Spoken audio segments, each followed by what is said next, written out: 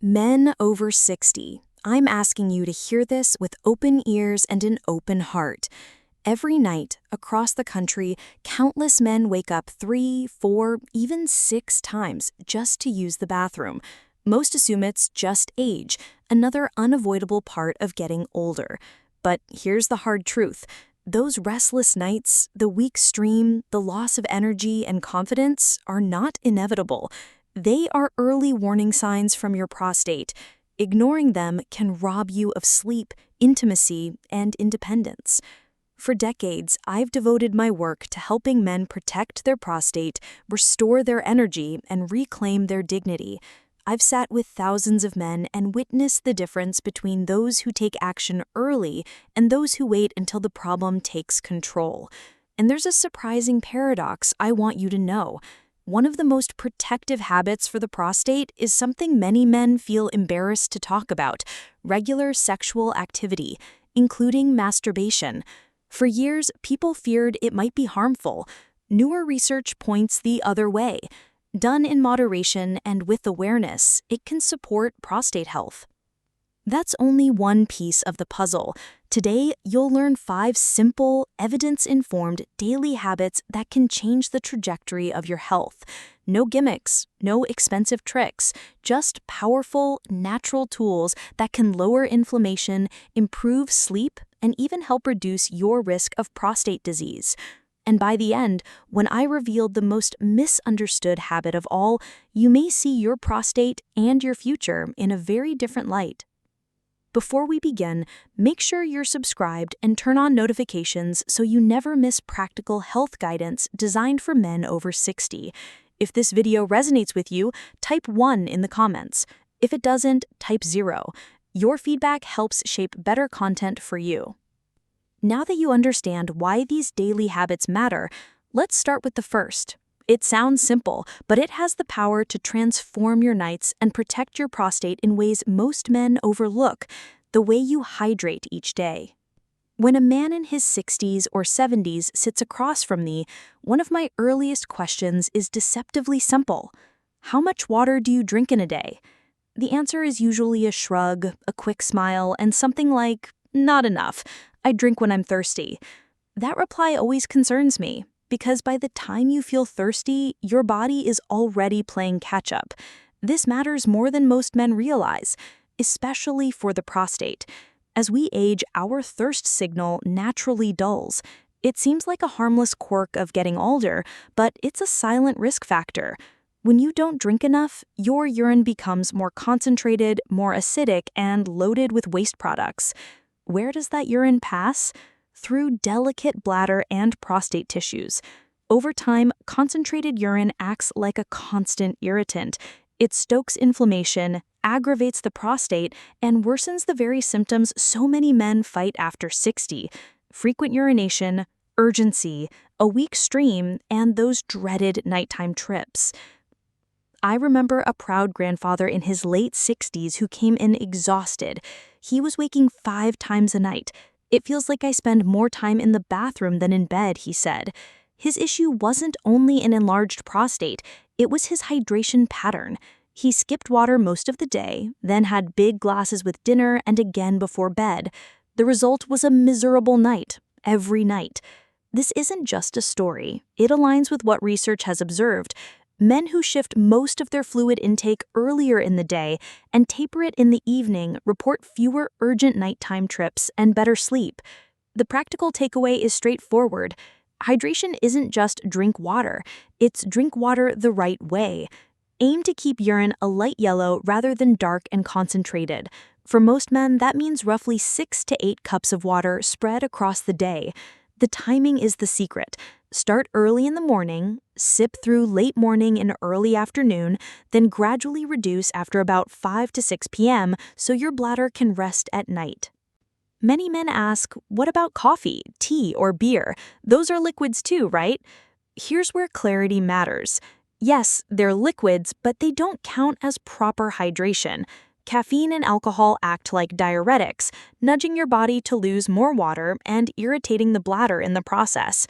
If better nights and a calmer bladder are the goal, prioritize water during the day and go lighter on stimulants and alcohol, especially later on. If drinking water the smart way can dial down discomfort and help restore sleep, imagine what happens when we add movement to the mix. The next daily habit may be one of the most underrated for a healthy prostate and a stronger body: a simple 10 to 15-minute walk after meals.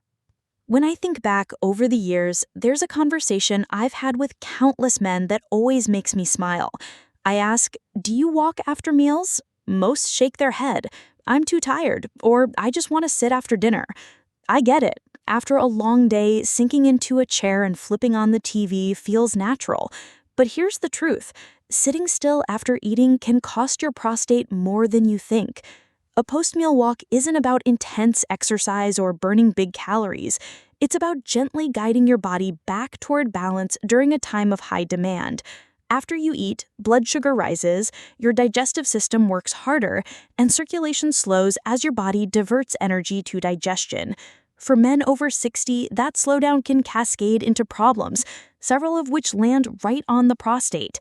One man in his early 70s had battled frequent urination, pelvic discomfort, and fatigue for years. When I suggested a 10 to 15-minute walk after dinner, he laughed. "A short walk won't change my life." But he tried it anyway. 2 weeks later, his tone was completely different. "I feel lighter after meals. I'm sleeping better. I'm not rushing to the bathroom as much." That lived experience is backed by what many studies have noted.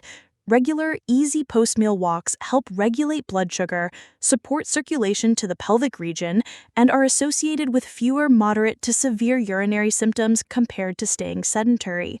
Walking nourishes the pelvic area with oxygen-rich blood and nutrients, supports tissue repair, calms inflammation, and helps keep structures resilient against wear and tear. Beyond the prostate, better post-meal glucose control matters because insulin resistance and type 2 diabetes are closely linked to worse prostate outcomes.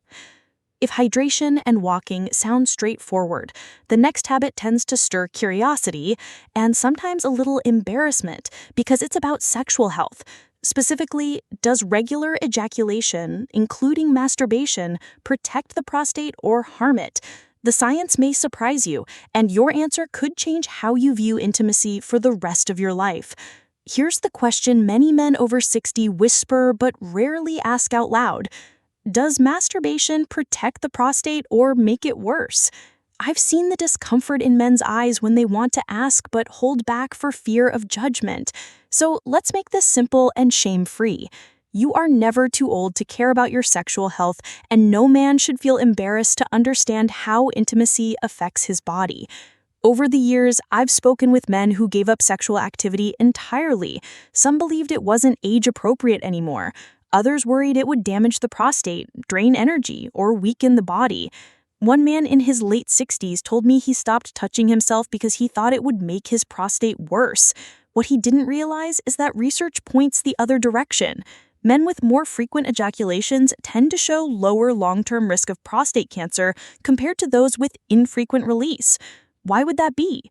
Because every ejaculation helps clear older prostatic fluid, inflammatory proteins, and cellular debris that can otherwise sit in the gland and contribute to irritation. Think of it like a natural rinse cycle that helps keep the prostate less congested and more comfortable. On top of that, sexual activity increases blood flow to the pelvic region, bringing oxygen and nutrients where they're needed most. It also helps balance hormones, supporting healthy testosterone dynamics while tempering excess stress hormones like cortisol. And intimacy isn't only mechanical. For many men, feeling close to a partner restores a sense of youthfulness, confidence, and vitality that radiates through the rest of life. If a natural, personal habit like regular sexual activity can influence prostate comfort so deeply, imagine the impact of the foods you put on your plate every single day. The fourth daily habit is about nutrition, the specific foods that not only fuel your body, but actively defend your prostate. When I review diet with men, I often hear, "I eat pretty well." Then we talk a little longer and I learn about plenty of red meat, white bread, fried foods, and not a vegetable in sight. Here's what we now understand. The foods you eat each day either stoke inflammation in the prostate or help shield it. Food is more than fuel, it's daily medicine. For prostate protection, start with lycopene-rich foods like tomatoes, watermelon, and guava. Lycopene is a vibrant red antioxidant that becomes even more available when tomatoes are cooked. Then think zinc. The prostate concentrates zinc, and many men benefit from zinc-rich choices such as pumpkin seeds and legumes. Then load your plate with cruciferous vegetables, broccoli, kale, and cauliflower. They provide sulforaphane, a compound that helps your body detox harmful substances and protect DNA from damage. It's not only about what you add, it's about what you limit. Diets high in processed meats, refined sugars, and excess dairy are associated with higher prostate risks and more irritation. A simple rule of thumb: if it comes in a shiny wrapper, be cautious. Let fresh, colorful, whole foods take up most of your plate. Over weeks and months, this pattern helps calm inflammation, regulate weight and blood sugar, and build long-term defense for the gland. Think about what happens if you ignore the signals your body is sending. Those nightly bathroom trips that steal your sleep aren't just an inconvenience. They weaken your immune system, cloud your memory, and drain your energy during the day. The fatigue then bleeds into your relationships, your work, and your enjoyment of life. Over time, what seems like a small irritation grows into a heavy chain holding you back. But the opposite is also true. Small, consistent shifts in daily habits can act like keys that unlock freedom. That's why beginning with even one habit can set a powerful ripple effect in motion. Hydration teaches your body balance. Walking after meals gets your circulation flowing again. Intimacy restores confidence and hormonal harmony. Nutrient-rich foods defend your tissues from the inside. And sleep rebuilds the foundation upon which all your health depends. Together, these form a cycle of renewal. Miss one piece and the cycle weakens. Practice them together and they reinforce each other like gears in a strong machine. Picture this: a man in his mid-70s who had nearly given up hope of enjoying intimacy with his wife again. He struggled with nighttime trips, lacked energy, and felt embarrassed by his body. His first step wasn't a pill. It was drinking water earlier in the day and walking after dinner. A week later, his sleep began to improve. With more energy, he felt more confident making dietary changes. That opened the door to better circulation and a calmer prostate. Within months, intimacy was no longer a source of stress, but of joy again. His transformation wasn't miraculous, it was practical, built one step at a time. That's the message I want you to carry with you. Health isn't reclaimed through one grand act. It's reclaimed through daily rituals, small enough to repeat, but powerful enough to change your life when added together. And remember that prostate health is not just about avoiding disease. It's about protecting your identity as a man. It's about sleeping deeply, walking with confidence, enjoying intimacy without fear, and living with the kind of freedom that allows you to focus on the things that truly matter: your family, your passions, your purpose. So tonight, when you lie down, ask yourself, which habit will I begin tomorrow morning? Will I pour that first glass of water earlier? Will I lace up my shoes for a short evening walk? Will I rethink what goes on my plate? Or give myself permission to reconnect with intimacy? Or will I finally take sleep seriously and treat it as the medicine my body has always needed? You don't have to do everything at once. Just start. Let momentum carry you forward. And each time you practice these habits, remind yourself this isn't only about my prostate. It's about my freedom, my vitality, and the years I still have to live fully. Your body is waiting for you to take the lead. Give it what it needs, and it will give back in ways that surprise you. Stronger nights, clearer days, a steadier spirit. Your best years are not gone. They are waiting, and they can begin today with one simple choice.